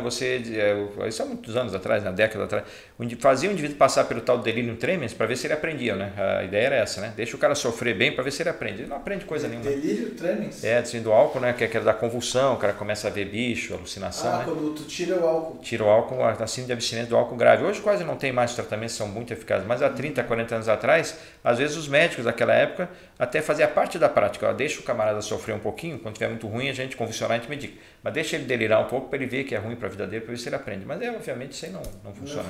Não funciona. Então eles não têm a capacidade de autocrítica deles, fica muito prejudicada mesmo. E só uma boa recuperação para que ele possa aprender os valores reais da vida, né? E aí vem o amor, o afeto, né? Enquanto eu não resgato o afeto, não tem harmonia em casa, é complicado. Quanto mais o senhor fala, eu tenho certeza que a família é o alicerce de tudo mesmo. Com certeza, né? A gente assim, não dá para responsabilizar assim um casamento que não deu certo, etc. Mas a gente sabe que a família, quando é bem estabilizada, o paciente fica mais protegido, né? Fica mais protegido. Não quer dizer que não vai usar droga, mas fica mais protegido. O que ocorre muito hoje em dia, até pelo imediatismo das pessoas, acho que quando tu vai tomar uma baguinha, um remédio, e vai resolver o problema. Não, tem que resolver todo esse entorno, né? Que é a família, que são as relações, e aí, como a gente já falou, o remédio é só uma bengala ali para um momento e depois vai ter a retirada dele. Exatamente. Na dependência química, o medicamento é para desintoxicação e se tiver uma comorbidade, depressão, estresse, que aparece depois da desintoxicação. Senão você tenta deixar o indivíduo sem medicamento. E uma coisa assim que eu vejo muita gente falar, que principalmente quando eu falo que eu estou em tratamento por causa do pânico, tomando remédio, né? E o cara fala assim, por que estão tomando uma cerveja para relaxar, não é a mesma coisa? O senhor deve ver muito isso, né? O cara chega lá alcoolizado ou maconhado e mais remédio ele não toma. Exatamente, tem isso, é muito comum. E qual que é assim, como é que a gente pode explicar para o pessoal que claramente é leigo, qual que é a diferença de eu fumar um baseado para relaxar e tomar um remédio para não fumar o baseado, né? E tentar me livrar daquilo ali? Justamente por ser uma prescrição médica, né? Então a dose do remédio é importante. Se você der uma caixa de tranquilizante para o indivíduo, você só toma a hora que você quiser, ele vai ter muitos problemas, né? Ele vai ficar dependente. Mas é a mesma coisa. Eu acho que então você prescreve X, né? A maconha não dá para você tome X, porque você cada vez aciona mais o sistema ali, né? Senão o médico prescreveria a maconha. Prescreveria a maconha, exatamente, que a gente fala para eles. É uma parada que é ilícita, né, velho? Não, mas é uma questão cultural, né? Tipo, o cara, o maconha eu fumo, já, o uísque eu tomo, mas remédio não. Remédio exatamente. É uma coisa agora, bem assim, na realidade, chega a ser hipócrita, né? Hipócrita porque a gente vive um sistema hipócrita e aí a gente já fala o que a gente já conversou aqui, não sei se foi o doutor Jair. Irmão, para que matar mais do que o cigarro, velho? Para que viciar mais do que o cigarro? Isso aí eu posso fazer o comparativo, não estou fazendo apologia nenhuma. Mas o dia que a Souza Cruz vendesse maconha, entendeu? Se pagasse imposto, ia deixar de ser proibido e eles dizer fume maconha. A questão da maconha é uma questão, assim, até foi bom voltar esse assunto, é uma questão de comércio que não tem a ver, isso é a minha opinião, de alguns outros profissionais também que trabalham, não tem a ver com a saúde em si, tem a ver com o mercado. Né? Então, na verdade, se usa o dependente de maconha, o usuário de maconha como massa de manobra para fazer as campanhas para liberar a maconha, quando o interesse da indústria é muito mais nos cosméticos, né? Nos cosméticos, nos produtos da área medicinal também, e uma infinidade de coisas, né? Você vê aqueles displays lá, aquelas lojas que tem nos estados que estão, Colorado foi o primeiro dele, mas tem, acho que são 9 ou 10 estados, mais o Canadá, né, que é liberado a droga, é que você vê os produtos à base de maconha, tem desde de chocolates à base de maconha, até bebidas, etc. Né? É uma indústria violentíssima, né? Então realmente eles ganham muito dinheiro. O que menos ganha dinheiro é com cigarro de maconha em si. Quando entra dinheiro, a coisa se perde. Né? Exatamente. Eu tive lá na Califórnia há 2 anos, acho que um amigo meu lá, ele fuma, né? Eu fui numa dessas, chama Dispensary, acho. E tá a senhorinha, desde a senhorinha que tá lá, a senhorinha dona de casa, até o cara de terno, até o Rastafari, né? Todo mundo disseminou, a cultura está disseminada, né? O que acontece também, né, doutor? Quando tu, hoje em dia, acho que a gente tem um pouquinho a mais em relação à maconha. Quando tu compra um baseado, tu tá financiando o tráfico, e tráfico mata muita gente, né? Exatamente. Esse que é o grande problema, entendeu? Então que legalize, bota receita médica, bota Souza Cruz para vender, porque daí pelo menos ia acabar. Mas sabe que Souza Cruz, porque tu tá falando. Não, mas é que a Souza Cruz vende cigarro que já mata pra cacete. Não, mas sabe que essa questão também é bastante polêmica, né? Porque, por exemplo, né, o cigarro mais vendido no Brasil é o cigarro que vem do Paraguai, né? Então o contrabando é muito violento. E nos Estados Unidos, nos Estados americanos liberais, o tráfico continua do mesmo jeito. Porque, por exemplo, você vende cigarro de maconha, não sei qual é o custo, mas o cigarro do traficante é 1/4 do preço. Então o menino lá, adolescente, ele começa comprando cigarro legalmente por um adulto comprar ele, porque ele não pode, né? O adulto comprar ele é mais complicado, o adulto comprar é mais caro, ele tem pouco dinheiro. Ele vai lá no traficante e compra barato. Então o tráfico continua do mesmo jeito, né? Estados Unidos é 21 anos, né? 21 anos. Mas a gurizada fuma, né? Aumentou bastante o consumo entre os jovens e adolescentes, por quê? Porque o irmão, o indivíduo adulto compra e passa para eles experimentam mais cedo, ou compram produtos aí que tem THC também, né? Ô, doutor, eu acho que já é feito um sistema para que realmente a sociedade fique doente. Eu acho que a maioria das doenças são psicossomáticas, ao meu ver. Porque antigamente a escola tinha esporte pra caramba, tinha princípios. Eu bato muito nessa tecla, entendeu? Que como mudou. Por isso que eu lhe perguntei da questão da psique dos humanos. Hoje em dia é uma libertinagem sem fim, o filho não respeita o pai, não tem mais hierarquia. Hoje em dia queriam até banir a educação física nas escolas.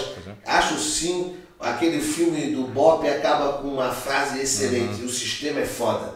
Não só o político, tudo, mas para deixar o ser humano dependente mesmo. A drogarias da vida, as farmácias são o que mais vendem, uma indústria milionária. Então acho que nós, que somos formadores de opinião, tem que sim chamar essa questão familiar, a questão do esporte. Todo profissional que veio aqui falou do esporte. O esporte salva. O esporte deixa pessoas mais fortes, mais resilientes, mais tudo. E hoje em dia tu vê uma juventude que não sabe... Molda caráter, né? Molda e ressalta caráter. A juventude hoje em dia não sabe trabalhar com negativa. Você tem uma ideia, por exemplo, a gente não vê assim atleta profissional no meu consultório. Eu atendi um jogador de futebol, uns 15 anos atrás, que tinha problema com álcool, estava se aposentando, por sinal. Ele não estava bem na carreira, mas assim, é muito difícil o atleta ter problema na psiquiatria, porque tudo que eles fazem tem mente e corpo trabalhando junto, né? Então ele tem uma meta. Tem que estar bem, né? Senão não rende, né? Exatamente, ele é obrigado a dormir bem, senão não rende. Ele é obrigado a comer bem, senão não rende. O trabalho dele, ele corre, qualquer esporte tem que correr, né? Para ganhar dinheiro. Então a conta bancária é abastecida quando ele está correndo, ele tem que comer bem, tem que dormir bem, e aí não fica doente nunca. Tanto que eles, quando se aposentam, eles adoecem muito cedo. Quando, isso que eu falo, quando se aposenta, aí que adoece. Tem a síndrome de depressão pós-aposentadoria. O cara porque assim, falta orientação cura é o esporte. Exatamente. E o cara já não tem mais joelho, como é que vai fazer? Eles sofrem bastante. Né? Quando se machuca, eles sofrem bastante. Tem bastante caso de alcoholismo, né? Sim. Pelo menos jogador de futebol a gente vê. O segredo é ele, depois de se aposentar, manter a atividade física regular. Né? Manter, se envolver de alguma forma no esporte que ama. Mas às vezes usa demais, acho que o cara chega a um ponto que destrói, né, o corpo, né? Assim, o desgaste é muito grande, né? E é um vício, né? É um vício bom, mas é um vício. É o que eu digo, quando a mente está cansada, tem que cansar o corpo, né? Então teve até há mais de uma década atrás, teve uma proposta da Associação Americana de Farmacologia para a Organização Mundial de Saúde propondo a atividade física como remédio. Por quê? Porque se fosse aceito como remédio, o médico poderia prescrever. E não passou? Não aceitaram. Aí, o sistema é foda. Exatamente. Então, quanto a gente realmente tira bastante mesmo. O paciente, quando faz atividade física, é uma beleza. É muito bom. Não faz uma diferença. Eu comecei a treinar aí outra modalidade, que não é boxe. Marquinhos vai ficar com o ciúme, Muay Thai. Muay Thai é ótimo, Muay Thai é muito bom. Um abraço aí, professor Márcio. E não só um relato bom, Marquinhos. Não fica chateado. Aí, o que aconteceu? Eu treinei umas 5 vezes e me contundi. Naturalmente, eu estava parado. Né? E aí, nessas semanas que eu fiquei parado, eu tive até fui lá ver o senhor, né? Tive uma crise. Sim. E quando eu voltei, parece que descarregou Isso aí, né? A gente até conversou sobre isso, né? Então, uma coisa ligada à outra. Né? Então, atividade intensa, principalmente, né? Como boxe, Muay Thai e outras atividades similares, fazem é melhor que o remédio. Exato. A crise de pânico acontece muito, né? O indivíduo faz muita prática esportiva, ele para, se machuca, se ele tem uma tendência anterior, ele volta a ter crise de pânico. Foi o que aconteceu. Doutor, fala aí para o pessoal que é leigo quais as substâncias que o esporte desperta no cérebro. Pois é, o esporte é uma coisa assim, o esporte ele imita as lutas, né? Então o indivíduo no mundo animal, ou nos antepassados, nossos antepassados aí, que tinham as guerras, etc., né, que a coisa era muito física, imita a luta. O que acontece? Quando eu foco no inimigo, né, no caso um esporte objetivo, a linha de chegada, o gol, qualquer coisa que a pessoa faça, ou o golpe que ele vai dar no adversário, você tem um foco, você aumenta a produção de adrenalina, por isso que o pessoal diz que gosta de adrenalina. Né? O esporte, eu gosto que dá uma adrenalina danada. A adrenalina é a primeira etapa. A adrenalina, aí você tem um estímulo que começa aqui, ele é irradiado através da medula e libera em cima de uma glândula chamada suprarrenal muita adrenalina no corpo, preparando o indivíduo para a luta. O que ele faz? A adrenalina aumenta o batimento cardíaco, para o sangue circular em alta velocidade, as artérias se estreitam para chegar muito sangue nos tecidos, o sangue tem oxigênio. Então o indivíduo começa a lutar com oxigênio. Quando acaba o oxigênio, para o indivíduo não perder a luta, ele entra no sistema de respiração anaeróbica, que é um sistema causador. Aí é que está o negócio bom do esporte. Na hora que começa a dor, para você não perder a luta, você não ser derrotado, você começa a liberar endorfina. Né? Por isso que o indivíduo, que é anestesia. E a endorfina é o principal liberador de dopamina. Tá? Então, na hora tanto que tem um remédio para alcoolismo que você bloqueia a morfina para o indivíduo não ter prazer no álcool. Né? Então, quando você tem a dopamina, você tem essa sensação boa. O problema é que a nossa memória ela demora para entender isso. O indivíduo, quando gosta que ele tem dificuldade de esporte, que a primeira coisa que ele lembra do esporte é que dá dor. Ele sai todo dolorido no primeiro dia. Né? Aí, embora ele já tenha endorfina circulante, ele só vai aprender que a endorfina, a dopamina é boa depois de 2, 3, 4 semanas, depois de 3 meses principalmente. Aí depois de 3 meses ele vicia no esporte, né? Aí ele fica viciado no esporte. Até a gente fala aquela dorzinha gostosa. Aquela dorzinha, você tá correndo, daqui a pouco começa aquela dorzinha, agora eu vou mais, né? Agora eu vou, né? O cara malha outro dia a perna, não consegue nem andar, mas quando começa a doer, que você tem que correr o dobro, não é isso? É mais ou menos essa a história que você fala. Então, aí o teu cérebro grava a mensagem, olha, tem a dor, mas tem um lado bom, né? No comecinho ele só lembra da dor. Começa a associar que a dor é boa. E a tal de dopamina é que todas as drogas têm a força no organismo humano por causa da dopamina. Dopamina. Se você tem até eu digo assim, qualquer coisa que você vicie tem que liberar dopamina, senão não vicia, né?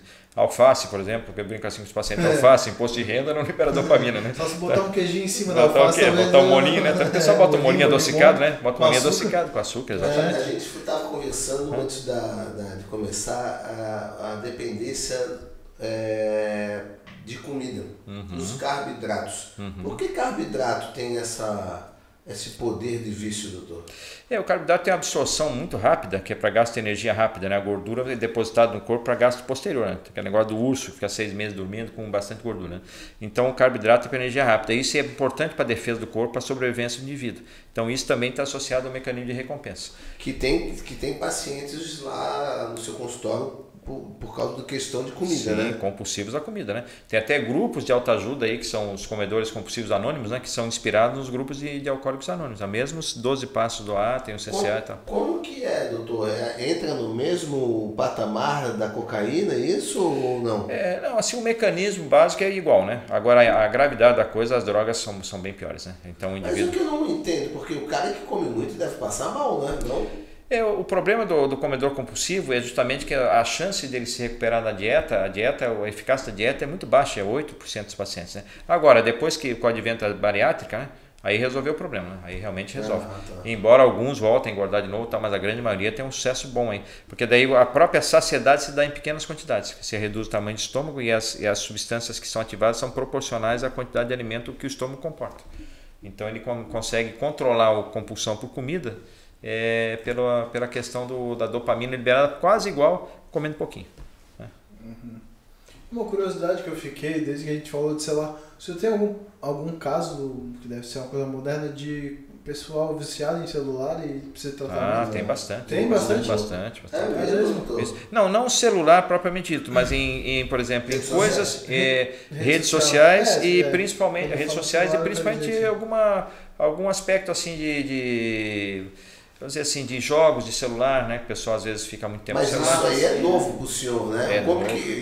E na medicina, como que a medicina está se preparando para essa nova onda aí dentro da medicina? Mas sabe que essa questão é muito mais, uma coisa não é tão difícil, não dá uma abstinência tão grande. A gente fica meio irritado, assim, como que fica irritado quem não toma café e tal alguns dias, né? Mas se tiver um limite da família em casa, ele responde bem, né? O problema é que está ligado àquilo que você estava falando. Da família. Eu já tive algumas brigas em casa por causa do tal do celular. Porque, pô, meu Deus, que coisa poderosa isso aí. Então, primeira coisa que eu já fiz, já silenciei. Exato. Não quero escutar. Silenciado. Tem que ser silenciado, já fica como dica, né? Instagram. Você tem alguma dica? Instagram, o WhatsApp, essas vezes, a pessoa perde muito tempo nisso, muito tempo. A dica é sempre assim, você dá um tempo limite, isso para adolescentes. Quando o indivíduo é adulto, ele tem que ele mesmo tomar a iniciativa, né? Mas como começa na infância... Fica como dica para os adultos também, que às vezes a gente se torna uma criança... Sim, eu acho que tudo deve ter um começo, meio e fim, né? Então você tem que checar uma informação no celular, aquela informação tem que ser, por exemplo, conversar com um amigo, né? Conversa com um amigo, com 2 amigos, 3 amigos. Nunca mais de 45 minutos no dia. Né? Um dia, de semana. Final de semana, 2, 3 horinhas, a não ser que você tenha muito tempo livre, você possa gastar mais do que isso. Né? Agora, se eu tenho o que eu vou estudar no celular, eu vou trabalhar usando o celular, é diferente, né? Eu estou executando uma tarefa. Mas assim, para lazer, realmente 45 minutos por dia é uma coisa que ninguém faz, né? As pessoas fazem 2 horas no mínimo, vão até 5, 6 horas, alguns até mais. Mas o ideal mesmo é que fosse 1 horinha, ou no máximo umas 2 horinhas, que é o tempo que você fica vendo um filme, né? Isso não é por acaso, né? Os filmes mais de 1h30, 2, cansam as pessoas, né? A pessoa fica muito tempo ali, né? Então, umas 2 horinhas por dia seria um tempo razoável para você. Não? E outra coisa importante, não ter prejuízo na tua vida, né? Se eu estou no celular, mas é casado, né? A tua esposa não fica chateada contigo, né? Que tu conversa com ela, esposa, tudo. Filho, ô pai, tô falando contigo. Exatamente, é isso aí. Então você tem que usar o bom senso. Usar o bom senso. Agora, sempre que passa de 2, 5 horas por dia, aí sim você tem problemas. É porque aí você deixa de estudar, deixa de trabalhar, não rende. Aí você começa a ter prejuízo na tua vida. Porque eu psicologicamente falando agora, eu vejo que cai muito no lado da psicologia a questão da vaidade, né, doutor? Sim, nossa, com certeza. Esse negócio da vaidade ali é o mundo perfeito do Instagram, é o mundo perfeito do Facebook, parece que ninguém tem problema. E a gurizada quer like, quer ser curtida, começa a fazer um monte de caras e bocas, opa, eu tô aqui. Exato. Em casa não tem essa atenção, de repente. Você vê que não tem rede social, por exemplo, pessoas com dificuldades, né? Você tem, às vezes, tem grupos lá de oração, de ajuda, isso tem, né? Mas assim, rede social, você botar, poxa, hoje eu acordei de mau humor, né? Não tem, né? As pessoas estão sempre lá sorrindo. Tem um outro maquiado. Tem um outro doido que bota, mas a maioria não coloca. Rapaz, um dia desse o Ismael lá de Dubai tirou uma onda. Pô, mas que pelinha de pêssego essa aí tua, cara. Usasse o filtro, não disse nada, rapaz. Eu tirei a foto, já tá saindo com o filtro essa porra, cara. Aí já caiu esse Eu adorei, né? Já batesse outra, né? Isso gera muita ansiedade, porque o ser humano ele trabalha com mecanismo de cópia, né? Tanto que a coisa do suicídio, né? Mecanismo de cópia, de copiar. Tanto que essa divulgação do suicídio que era proibida antes, com as redes sociais não teve como evitar, tanto que agora se fala em prevenção ao suicídio, antes não se falava, porque não se divulgava. Mas como se divulga pelas redes sociais técnicas para os jovens, até os adultos e crianças mesmo, né, induzirem suicídio, então tem uma campanha para prevenção do suicídio. Porque quando o indivíduo faz, o outro quer copiar. A gente diz que nas drogas, o indivíduo ele não usa a droga porque ele quer, ele usa porque o amigo usa. Aí claro que vem um berço, o lado social, a imitação, né? A imitação. E a própria depressão, o suicídio, muitas vezes vem por causa disso. O camarada se jogou lá, eu estou com uma dificuldade, ele fez, eu posso fazer. E nas redes sociais, a coisa de tá bonito, tá bacana, né? Aquela foto bonita na praia com a namorada, ele quer ficar igual e às vezes não consegue, né? Aí gera muita frustração realmente. Ou ele tem que estar sempre buscando isso o tempo todo, que gera muita ansiedade, né? Você está o tempo todo rindo, bonito, bacana ali, é difícil, né? Viajando, né? Já é muita ansiedade, é verdade. Essa coisa das viagens que tinha antes, né? Muita viagem, os jovens trocando compra de um imóvel, por exemplo, de um carro, por uma viagem, né? Para ir lá bater foto, né? Para bater foto. Aí é 2, 3 viagens por ano e com o computador, com os celulares, induzem, né? Toda hora oferta, tudo no impulso, né? Aí trabalha com impulso.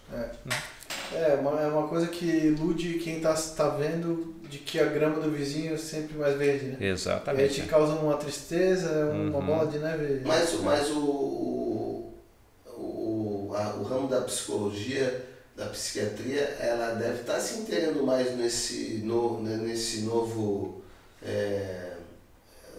Nessa área. Doença. Sim. Tem gente que é doente, né?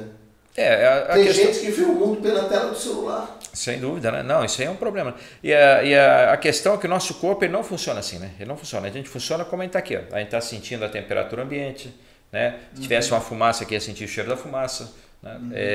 A expressão, né? O Marco está se movimentando aqui, eu também, a gente está se mexendo, vocês estão vendo? Sim. Agora na tela você não vê isso, né? Você vê às vezes a foto, ou vê só um áudio que o cara gravou, que ele pode ter ensaiado várias vezes, né? Para gravar, para ficar bem legal. Pior ainda, né? O texto, né? O texto você interpreta como você está se sentindo. Exatamente. Lá no trabalho a gente tem uma regra, se passou de 5 linhas, a gente vai pelo menos pro áudio. Isso. Porque eu posso estar puto da cara com alguma coisa e tô lendo Isso. de uma forma como se o cara estivesse falando brabo e na verdade ele tá falando bem, tranquilamente. O toque pode também, causar né? uma briga, né? Exatamente. Grupos de WhatsApp tem muita briga por causa disso, né? Porque o texto é frio. Sim. E tu lê como tu tá se sentindo. Exatamente, é muito problema. O camarada, de acordo com o que você está dizendo, exatamente, de acordo com a pessoa que escreve também, né? Você já tem uma simpatia ou antipatia com aquela pessoa, também, né? O cara escreveu uma coisa diferente, você já leva para o pessoal, né? O irmão que tu não se dá muito bem escreveu, já dá uma briga e tu vê... Aquelas frases prontas, né? Aqueles pensamentos, isso foi pra mim, né? O cara bota lá, bom dia, o mundo seria melhor se não tivesse pessoas assim, isso foi pra mim. Agora tem os emojis, né? Emoji. Agora tem carinha, né? Sim. Tem carinha. Não, tem os GIF, né? Se eu quiser berrar contigo, eu boto caixa alta. Exatamente, é isso aí. Então você não tem uma coisa assim, o nosso corpo ele funciona com os órgãos dos sentidos, né? Que é a nossa interação com o mundo, que é o olfato, o paladar, tato, a audição e a visão. Então a gente tem que ver, tem que sentir, tem que abraçar as pessoas, tem que saber como é que elas estão se expressando. Isso a gente só faz pessoalmente, né? Então o que eu digo, essas redes elas têm que ser um complemento, como os exames na medicina são um complemento à prática médica diária. A gente não pode deixar de praticar o convívio social com as pessoas que a gente ama e deixar o complemento virar o principal, né? Só para encerrar aqui, doutor, o senhor não acha que a gente está caminhando para uma nova geração aí? Eu acho que sim, né? Essa geração, infelizmente, é uma geração meio que cobaia, né? Essa gurizada está nascendo hoje aí, os pais têm que estar muito atentos, né? E alguns pais também já passaram por essa transformação, tem muita dificuldade. Tem trabalhos de psicologia que mostram que os pais de hoje têm dificuldade de cuidar dos idosos, que não foram bem cuidados pelos pais, e tem dificuldade de cuidar das crianças. Educar, porque eles não foram educados. Né? Eles foram educados a fazer o que eles gostariam de fazer. O que é muito perigosa, Deco, é a questão de ser conveniente, né? Meu filho está incomodando, bota o tablet na mão. Mas aí eu vou aproveitar já para finalizar com uma dica aí da minha área, que é de jogos. Ao invés de dar celular para seu filho, dê o Nintendo Switch. O que acontece com o Nintendo Switch? Ele tem uma conexão com um aplicativo no celular do pai e o pai programa lá, filho, vai jogar 2 horas. Além dos jogos estimularem o cérebro, não sei que nem aperta a bolha do celular, né? Se é uma coisa legal, é Mario. A Nintendo faz jogos mais assim, família, vamos dizer assim. Tem alguma coisa violenta, mas é mais família, é claro que o pai vai comprar pro filho, né? E aí o que acontece? Esse aplicativo, o pai consegue controlar e dizer, ó filho, 10 horas você vai desligar. Aí vai aparecer no equipamento do filho assim, ó, o alerta, hora de desligar o Nintendo Switch. Ele dá a oportunidade para a criança obedecer. Aí se a criança não obedecer, o pai vai lá e desliga. É isso então aí. muito melhor que o celular, compre um Nintendo Switch, que é praticamente um tablet, vai estimular muito mais o cérebro do seu filho, você vai ter um controle muito maior. E é isso aí, fica a dica aí. E também compre com os Brothers, que não tá lá ainda, mas vai estar um dia. O meu filho agora tem um limitador, que a Pietra tem, de ficar 2 horas por dia. Eu não sei como que é, depois eu vou até ver ele. No celular dele, ele consegue. Mas a questão controlar. daí que eu queria deixar claro é que assim, uma coisa é jogo de celular, cara, que tu aperta ali a tela e tu não estimula nada. Outra coisa é tu jogar toda uma questão ali de mecânica, tem que entender. Pega uma criança, eu vi com as minhas sobrinhas, que maravilha, elas mexem no celular. Cara, um macaco mexe no celular. E tem um experimento com isso, um gorila mexendo no celular. Aí eu pego elas, agora elas já jogam, tá? Mas há um ano atrás eu conseguia. E botava pra jogar videogame, o jogo mais simples que tinha, não conseguia. Porque, claro, o celular não estimula nada, só isso aqui. É tudo no limite, né, Deco?